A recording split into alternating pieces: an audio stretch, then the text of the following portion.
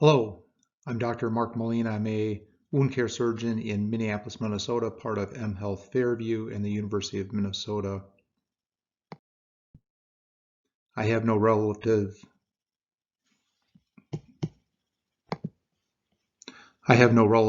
disclosures for this presentation. One of my favorite documentaries is Chopin, the Space Concert. This originated after Commander Zemka flew on STS-130, having an overview effect. They delivered the 7-windowed cupola to the International Space Station. Given his Polish heritage, he sought the music of Chopin to connect his filming that was performed on the International Space Station to the documentary. Another person who's had a significant overview effect is Dr. Jay Buckey, who is currently at Dartmouth, and he has written extensively on his theories on weightlessness, including 2 papers published this year that we'll review briefly. He was also part of the publication with Dr. Andrew Gaffney on the effects of weightlessness on central venous pressure, Dr. Gaffney being the first physician to fly with a central venous pressure monitoring catheter that was identified to fall to 0 upon obtaining weightlessness. Dr. Buckey recently published his report in the Journal of Applied Physiology on his theory for why the spaceflight-associated neuroocular syndrome develops. This is an excellent paper which describes offloading of the soft tissues resulting in change in the ocular anatomy that could contribute to development of SANS. His paper, also published this year, about why central venous pressure falls below supine levels of weightlessness, describes the offloading of soft tissue on the central venous system. He correlates this with changes within intraesophageal manometry measuring, and again relates it to the offloading of tissues in the weightlessness environment of low Earth orbit. This also fits well with Heather Hetrick's description of veil, or veins, artery, integument, and lymphatics, connecting all systems to an integrated functional component. When the soft tissues are offloaded, theory would support that this impacts both arterial perfusion, venous perfusion, and lymphatic flow. Now, many of these words, if you've gone through medical school, were not taught significantly, including the lymphatic system, the G-lymphatic system of brain function, the meningeal lymphatics, and certainly the endothelial glycocalyx, which has just become clinically relevant and understood within the past several decades, having first been identified in 1964. In the 1896 Starling function, it was perceived by Dr. Starling that all interstitial fluid essentially returned to the venous component after arterial perfusion. It is now recognized, due to the endothelial glycocalyx, that the vast majority of interstitial fluid must enter into the lymphatics and cannot be reabsorbed into the venous aspect of returned flow. Now, this gap in medical school unfortunately persists today, especially with regards to the functioning of the lymphatic system, which has now been identified to be fundamentally important to the cardiovascular system, infection and immunity, soft tissue regeneration, cancer, and also related to obesity, the 4 major challenges in healthcare in the 21st century. So the lymphatic vessels are composed of collectors within the dermis and immediately underneath the dermis, which then drain into lymphangions, which have motor function, both smooth muscle and striated cardiac-like contractility. This eventually then makes its way to the thoracic duct, where it empties into the subclavian veins. The thoracic duct on the left side empties the left side of the chest, the left aspect of the head, the left upper extremity, and both lower extremities. The thoracic duct on the right side, entering into the subclavian vein, is isolated to the right aspect of the head, the right upper chest wall, and the right arm. The concept that all edema is related to lymphatic overload can be divided into both acute situations as well as chronic overload. Acute overload is typically temporary. Chronic overload can be more associated with primary or secondary lymphatic or lymphedema that is chronically related to lymphatic dysfunction and typically is considered to be non-reversible. The endothelial glycocalyx, which is known to exist within all arteries, veins, and lymphatics down to the 5 micron level, is identified through the mnemonic EPIC. E being endothelial cell cytokine production, such as endothelial nitric oxide and prostaglandins. P as a permeability layer, again functioning like a Gore-Tex layer, especially in the transition of interstitial edema, where fluid that comes out of the microarterial system cannot be reabsorbed into the venous system and must enter into the lymphatic system for return to general circulation. The I represents inflammation quenching, and the C represents functionality as a coagulation regulating barrier. Again, the lymphatics are integrated and interconnected throughout the microvascular system. Again, all arterial perfusion subsequently results in interstitial fluid, which then has to be recaptured by the lymphatic system and is not taken up into the venous system as the classic 1896 Starling functional forces would describe. Another way to demonstrate the lymphatics is the density of the subdermal lymphatics is similar to palm trees. And this extensive subdermal network is what's responsible for returning subcutaneous fluid back into lymphangions, going through monitoring lymph nodes and eventually into the thoracic duct and rejoining the venous circulation at the level of subclavian veins. Dr. Santambrogio has published several papers recognizing the existence of the glycocalyx within specifically lymphatics. Lymphangion being described as from the valve to valve segment within lymphatics. And Dr. Roxon and Dr. Joe Raffetto were also co-authors recently on a paper which demonstrated the presence of the glycocalyx in the first human tissue.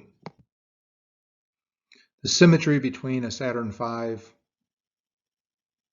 exhaust and the lymphatics is very interesting to note. There is clearly oscillatory flow component within the microvasculature and within the lymphatics. Backflow is prevented through existence of the valves.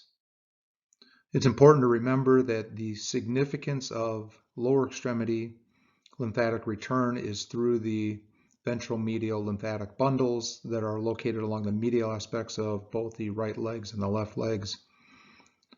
The reason that so many people often would develop symptomatic lower extremity edema after great saphenous vein stripping was likely related to the temporary interruption of this ventral medial bundle.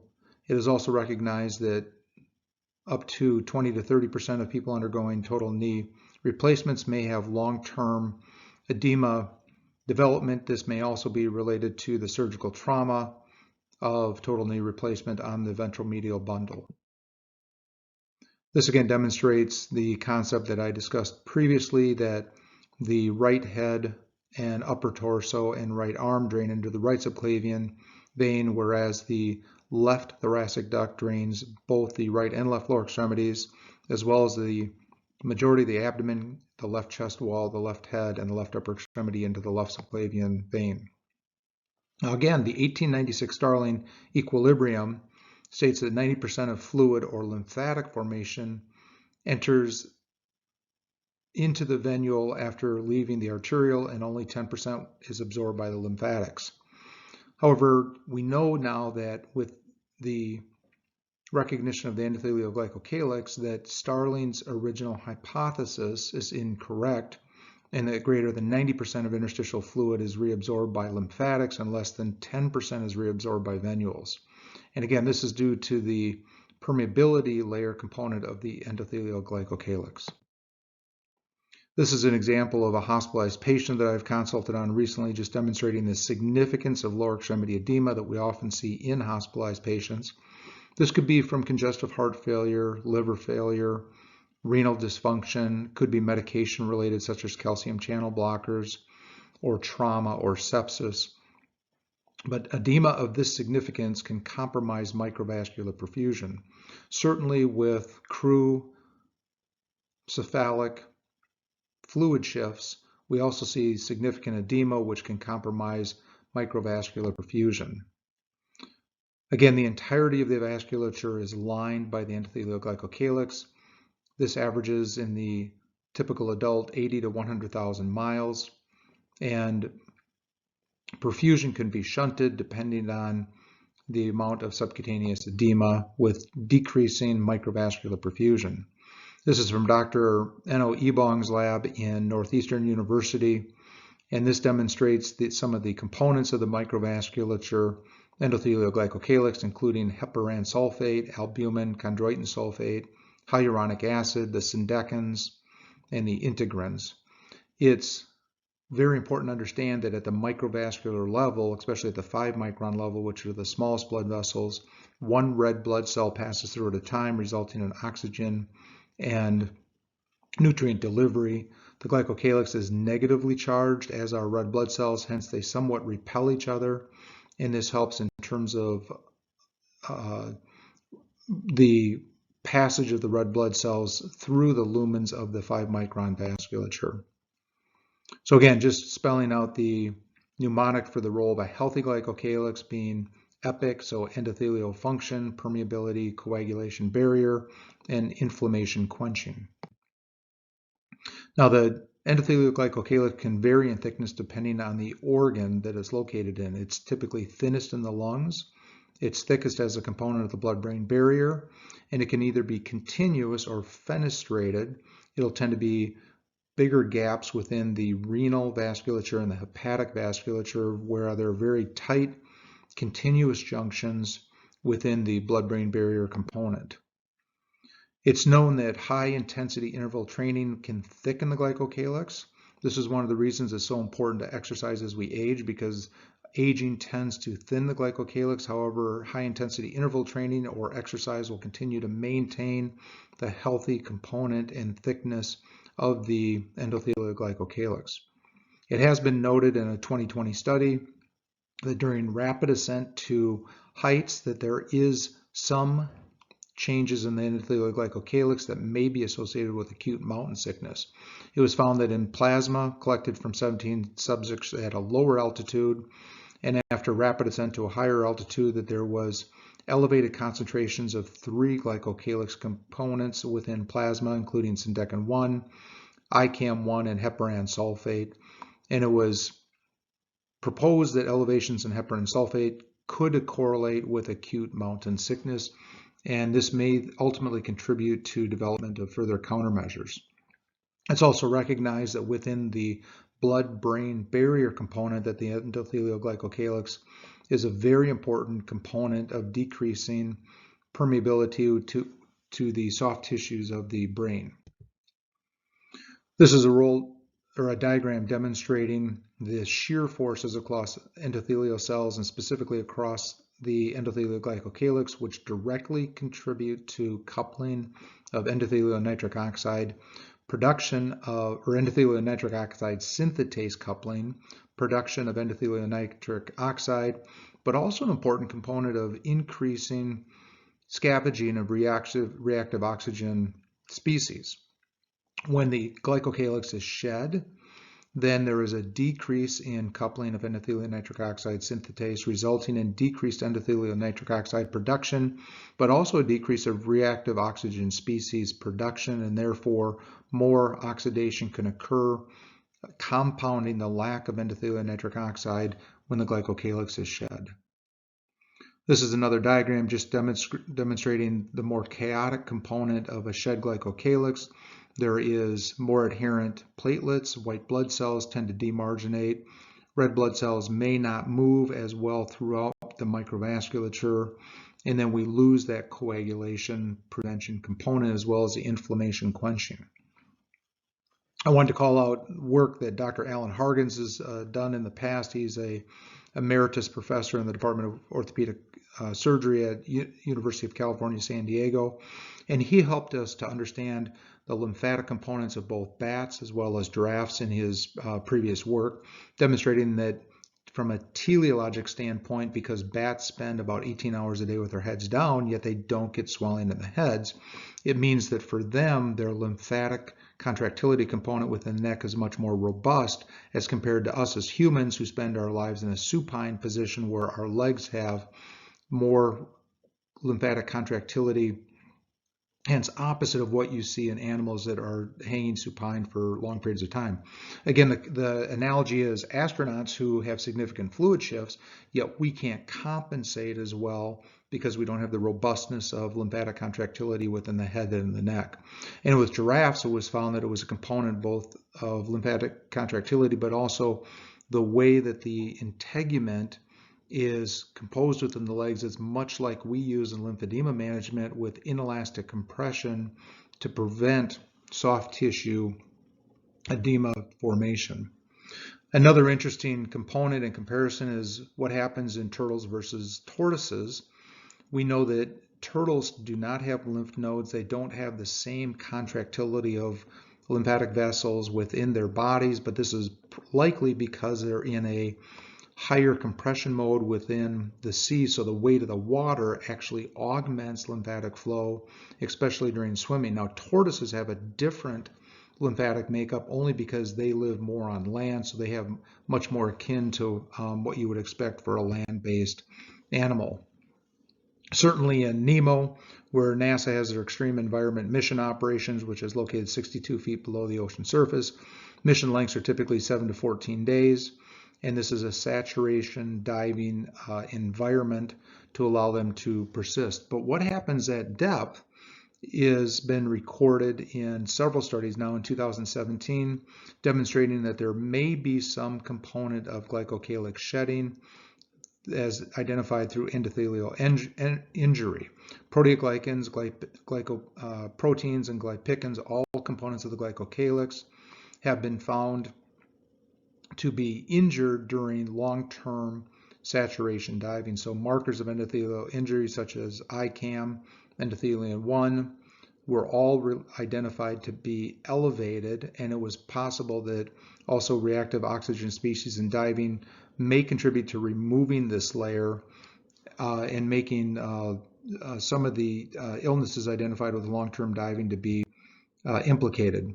Dr. Hargens had also done some excellent work with head-down tilt studies. This was published in the Journal of Applied Physiology in 1991. This is a very precise and intricate study where it involved catheter placement into the subcutaneous tissues of the neck and measuring what's considered the classic Starling-Landis forces. One of the summaries of this was that the net fluid flux across the capillary wall, again, using the classic Starling, not the revised Starling with the recognition of the endothelial glycocalyx, but recognize that presumably the lymphatic system is near or at capacity during such head-down tilt exposures. And of course, we would expect this as a ground-based analog for space flight. Again, the four Starling-Landis forces demonstrate how fluid moves out of the vessels, and ultimately we know this must be reabsorbed into lymphatics rather than into the postvenules. With the revised, again, just to re-emphasize the importance of this, because of the endothelial glycocalyx, there is no reabsorption, and it all must be ultimately the fluid within the subcutaneous tissues must be absorbed by the lymphatics. Now, we know that there are several things that can result in degraded glycocalyx, including hypervolemia, antioxidants, high levels of MMPs, heparinase inhibitors, nitric sepsis, trauma, all can result in increased permeability, increased coagulation status, and one other thing that's been identified recently is COVID. So there are more and more types of countermeasures that are being identified to help restore or regenerate the glycocalyx, including sulodexide, and albumin appears to have a role, as does metformin and several other recent identification medications. Now, this was published in April of 2022 and demonstrated the first published report of hypoalbuminemia in female astronauts who used combined oral contraceptives during spaceflight. 3 of the 41 male astronauts also were identified to have a low albumin status. The albumin has a known direct effect on several components that stabilize the endothelial glycocalyx, including carrying of sphygmocine 1-phosphate, which again is known to regenerate and result in functionality of the glycocalyx. So there is evidence for shedding of L-selectin, which is a glycocalyx component, after long duration spaceflight in head-down tilt studies. So this is a good baseline paper that helps lead us to potentially more types of study that can help understand better the shedding of glycocalyx in low Earth orbit. Dr. Hargens was one of the first to identify about the unweighting of tissues and weightlessness and its potential impact on lymphatic vasculature. He surmised, we suggested the loss of tissue weight, again, as Dr. Bucky has spoken about as well, we suggest the loss of tissue weight as well as altered blood pressure during exposure to weightlessness can shift the Starling-Landis equilibrium and result in greater filtration into tissues. Again, this would suggest a higher permeability layer, and a higher permeability rate would suggest indirectly that the glycocalyx is being shed. So he had proposed 3 mechanisms that are responsible for deconditioning of space crews, including reduced mechanical stimulation, loss of hydrostatic pressures, and decreased sensory feedback. He had also, back in 2009, suggested the 4th mechanism of altered Starling-Landis pressures, which regulate fluid shifts between blood capillaries and interstitial fluid. Again, this would appear to be a direct indication that there may be loss or shedding of the glycocalyx. Again, more work needs to be done in this area. So as our team has suggested that the lymphatic subatmospheric pressure of the lower extremities can contribute to the significance of fluid shifts, especially in the first 24 hours, as there's a primed pump through the ventral medial bundle, especially in the pre-launch position. And I know other authors have suggested this as well. One of the interesting concepts that may solve some of the paradox considerations is the rise in atrial natriuretic peptide initially during low Earth orbit. It was found to be a 36% increase over pre-launch values, and it's known that ANP can result in endothelial glycocalyx shedding. This has been shown in multiple studies, and I think this is an opportunity to look, especially in the first 8 to 24 hours of launch, to specifically measure endothelial glycocalyx shed components within the bloodstream. Dr. Leach and the remainder of the authorship in 1996 had also done a sentinel study looking at headward shift of the body fluid, again estimated to be 1 liter from each leg, so 2 liters in total within the first 6 to 10 hours of reaching low Earth orbit.